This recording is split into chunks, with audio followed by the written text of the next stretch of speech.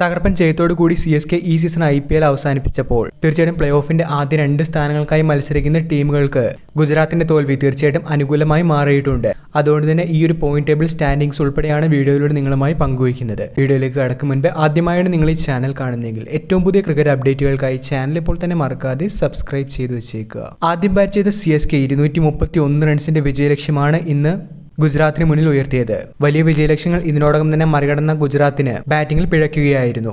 സായ് സുദർശൻ ഒഴികെ മറ്റാർക്കും മികച്ചൊരു പ്രകടനം ഇന്ന് ഗുജറാത്തിന് വേണ്ടി പുറത്തെടുക്കാനായി സാധിച്ചില്ല. 147 റൺസിൽ ഗുജറാത്തിന്റെ ഇന്നിംഗ്സ് അവസാനിച്ചപ്പോൾ 83 റൺസിന്റെ വിജയമാണ് CSK സ്വന്തമാക്കിയത്. തീർച്ചയായിട്ടും ഗുജറാത്തിന്റെ തോൽവി ആദ്യ 2 സ്ഥാനങ്ങൾക്കായി മത്സരിക്കുന്ന പഞ്ചാബ്, RCB, മുംബൈ ടീമുകൾക്ക് അനുകൂലമായി മാറിയിട്ടുണ്ട്. ഇതിൽ ഏറ്റവും അഡ്വാൻറ്റേജ് ഇവിടെ വന്നിരിക്കുന്നത് മുംബൈ ഇന്ത്യൻസിനാണ്. കാരണം ക്വാളിഫൈ ആയ 4 ടീമുകളിൽ ഏറ്റവും മികച്ച റൺ റേറ്റ് അഡ്വാൻറ്റേജ് മുംബൈ ഇന്ത്യൻസിനാണ്. പഞ്ചാബിനെതിരായ അടുത്ത മത്സരം വിജയിച്ചാൽ ടോപ്പ് 2 മുംബൈ ഇന്ത്യൻസിന് എത്താനായി സാധിക്കും. അതേപോലെ തന്നെ ഗുജറാത്തിന്റെ തോൽവി ഏറ്റവും കൂടുതൽ ഗുണം ചെയ്ത മറ്റ് 2 ടീമുകൾ പഞ്ചാബും RCBയും തന്നെയാണ്. മുംബൈക്കെതിരെയാണ് പഞ്ചാബിന്റെ അടുത്ത മത്സരം. ഈ മത്സരത്തിൽ വിജയം നേടിയാൽ പോയിന്റ് പട്ടികയിൽ 1-ാം സ്ഥാനക്കാരായി പഞ്ചാബിന് മാറാനായി സാധിക്കും. അതേപോലെ RCBക്കാണ് അടുത്ത മത്സരത്തിൽ വിജയം നേടാൻ സാധിക്കുന്നതെങ്കിൽ അവരും പോയിന്റ് പട്ടികയിൽ 1-ാം സ്ഥാനത്തേക്കായിരിക്കും എത്തുക.